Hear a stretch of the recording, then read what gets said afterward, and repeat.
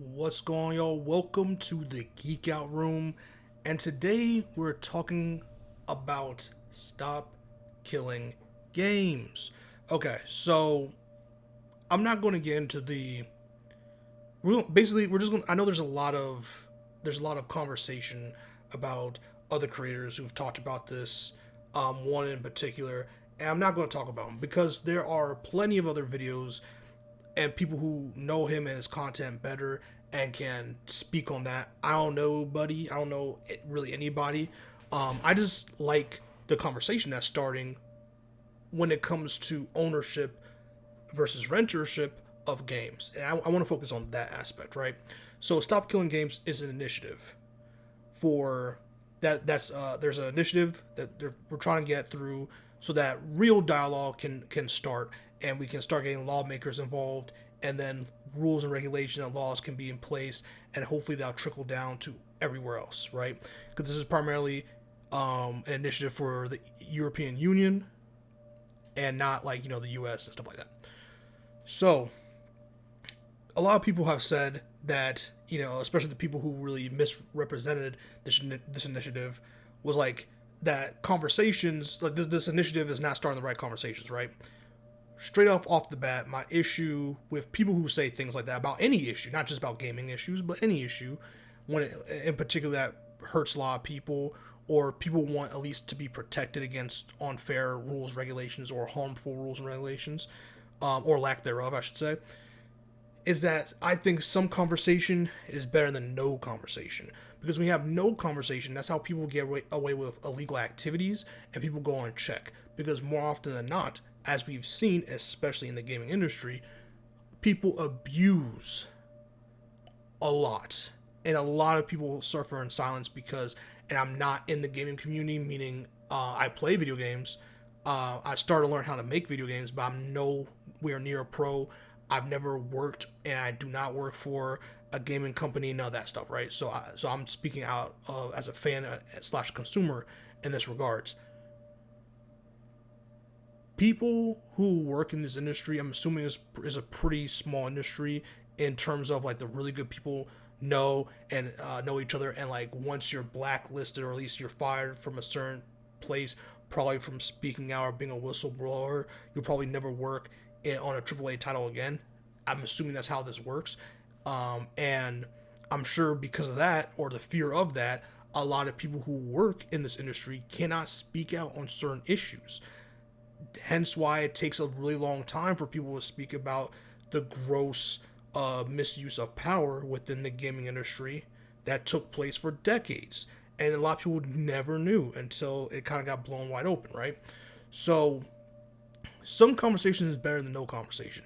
Obviously, you want the conversation to be guided and you want it to be without misrepresentation or misinformation, because that's how you lose the focus of said conversation. It becomes about 50 other different things, which is why when certain people go online and use their power and kind of be misinform the public while also being misinformed, it could be really dangerous, because now a conversation's already started because you made a video or because I made a podcast episode, or now that I'm super huge, but when you're discussing something and you're making content or speaking on it, conversation has started. You, the person who is making things, has started said conversation. So the conversation is already there. So let's have a proper conversation with the proper information, and let's speak on it. You know what I mean? And I think that a lot of the greatest movements in history has started from some type of conversation starting. And the gaming industry, you don't have, I know a lot of people are like, oh, it's just for nerds, and so it only affects nerds. No, the gaming industry makes billions of dollars a year. They make a lot of money. They make more money than your average movie. They make a lot of money, man. So we're talking about an industry that affects millions of jobs and affects billions of dollars annually. So let's stop thinking that this is just some niche gamer issue. This is an issue that affects an industry that makes billions. And games, in my opinion, should have a shelf life similar to how movies can. Now, hold on. I know a lot of people are going to jump on me for this, and obviously, I know that not every single game can be serviced 24/7 until the end of time. I understand that.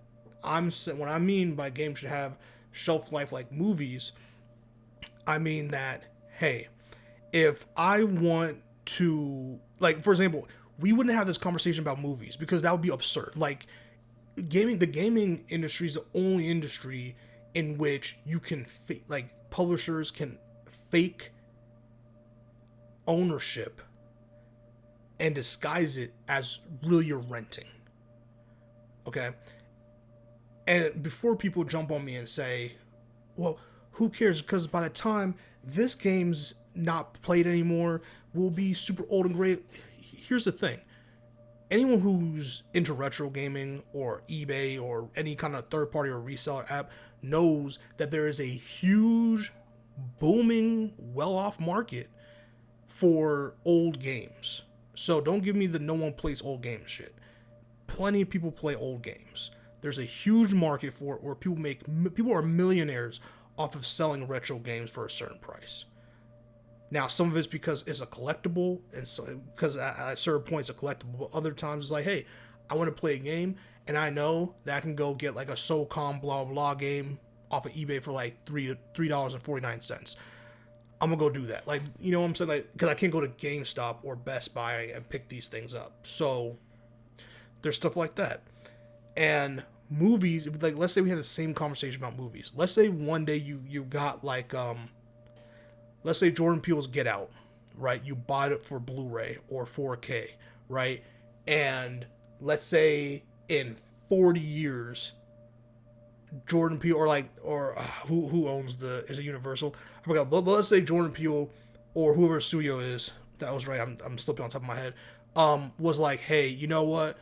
We don't feel like you guys should watch this anymore, and just push the button, and then suddenly every single copy of Get Out no longer worked, or every digital and physical copy just didn't work anymore.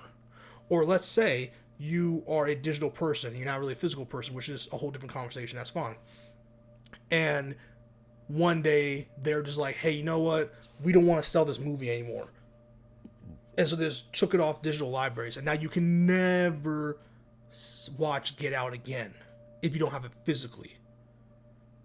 Right? That would be insane. That would be dumb, because you did not click the rent button for $1.99.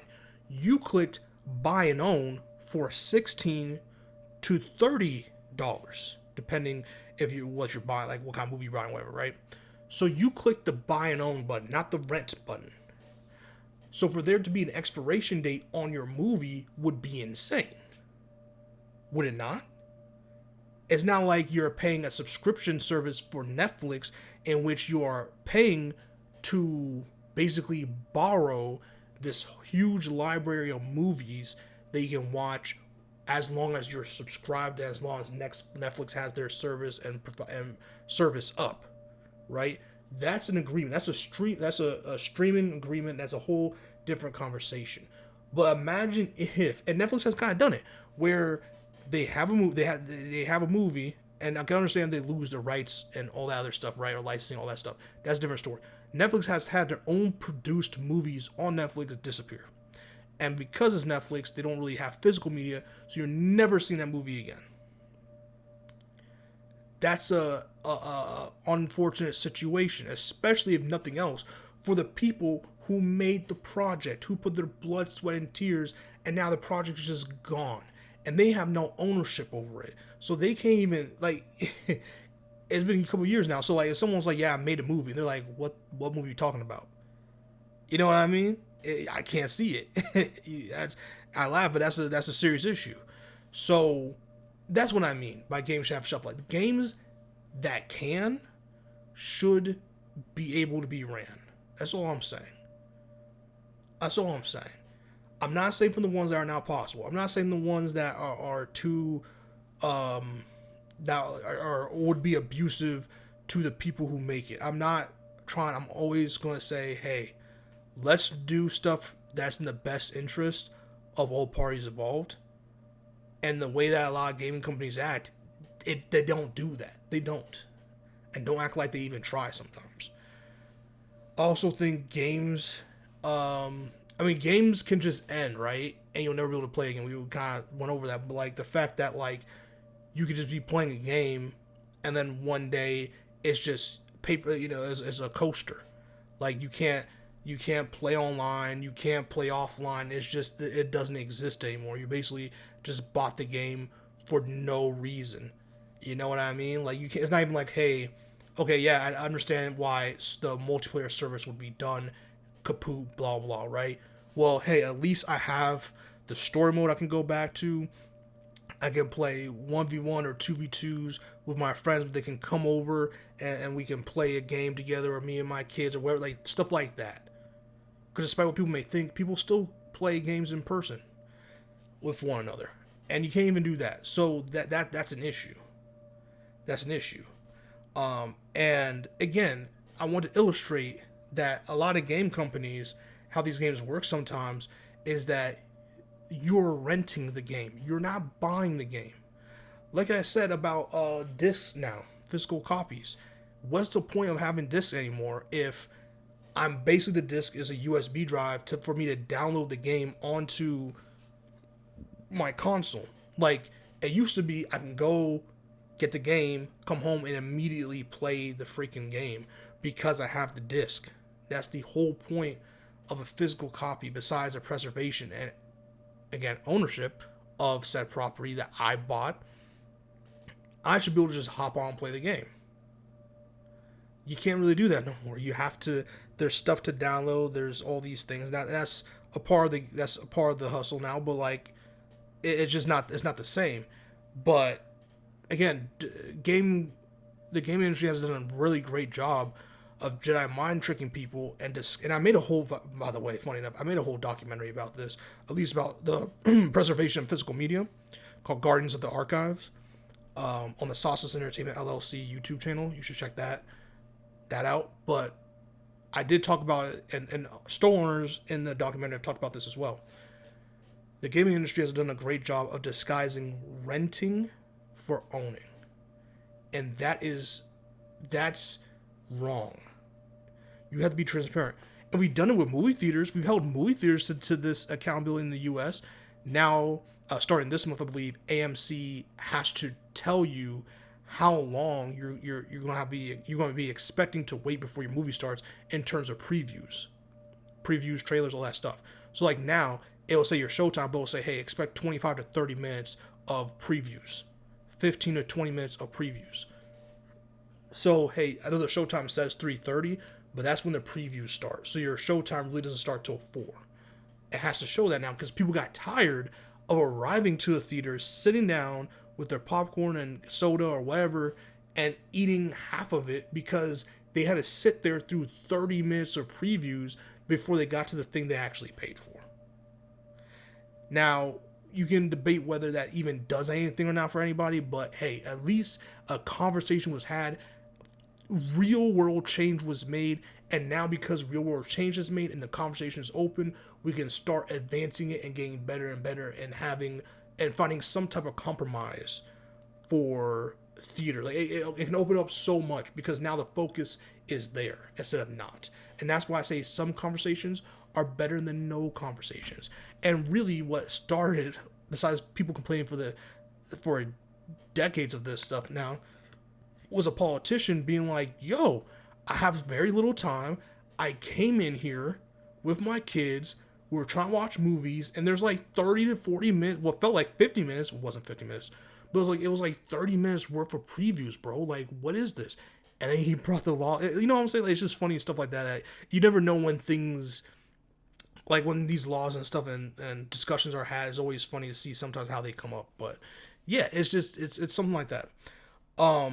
And like places like companies like Blizzard can take away your purchase for no reason. And that doesn't make any sense.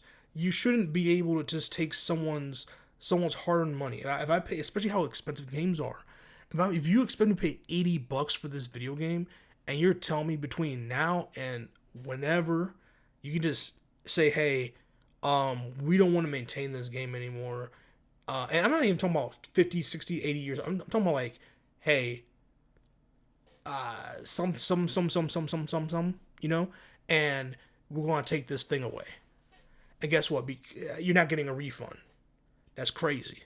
Hey, in 3 years, we could say this game is some bullshit, and we want to focus on something else, and we're going to just take away this game from you and make this game basically a paperweight, and there's nothing to do about it because in the rules, the laws here, we told you that we could do this, and that's just because they said they can do it does not mean it's moral or it's practical or it's fair, and it's not. That makes no sense because that's not ownership. We do not own that then. If you can just easily flip a switch and it's not ours anymore, that doesn't make any sense. And also, and more importantly to me, the artistic side of things, right? Game preservation is important. Movies do it all the time. And I say this because I'm a really big, I love video games. The only thing I may love more in video games is probably movies. And movies and TV shows. And movies and TV shows preserve themselves all the time. Whereas video games and comics sometimes, or animation sometimes can suffer with that. And what I mean by that is that we have like the Criterion Closet. We have people who have these huge physical media libraries. We have companies that kind of take retro work, like stuff that is either on VHS still or Betamax or like, all these different formats, and kind of takes it and tries to modernize it for modern day consumption. And that's a beautiful thing because not only does it allow these other companies now, the original company, to sell to like a new generation of people, but also for the business side of things, but also it's like, hey, we're preserving this stuff in history. Like, there's been times where because we weren't good at preservation throughout history and time, we've lost certain ways of art. We've lost certain ways of animation. We've lost certain ways of techniques. That's how techniques can die. That's how stories of old can die or change dramatically and not resemble the truth anymore because we have no recorded history or preservation of that history. And gaming is no different. Gaming is a work of art. It takes a village to build games. Trust me, I'm starting very rudimentary with it, like very early in the process. But I've started messing around with Unreal Engine, building games and building environments, all that different stuff, voice acting, all these different things. Just you know what I mean. And I couldn't even imagine how much it takes to make something as I enjoyed, like God of War, for example, or like even something like Madden and something like just all these other games that I like to play, right? And so to not find active ways to preserve things and make it so that games can be passed down, like it's really cool. One of my parents who are not originally from America, right? One of the cool things that they know, they even where they're from, they played what was it? Well, no, when they came here first to the country, they played Galaga, or that Galaxy game with the like similar to like Pac-Man, not similar to Pac-Man, but one of those arcade type games is what I mean. And they played it, and they're not even gamers like at all, but they play it or played it because at some point, if you're American, especially if you're American, you've played a video game, whether it's an arcade game or so, you've played a video game. And so for them to be able to pass that game down to me or my brother, to my brother, because me and my brother 8 years apart, so play to him and then to me, and I could pass that down to my kids.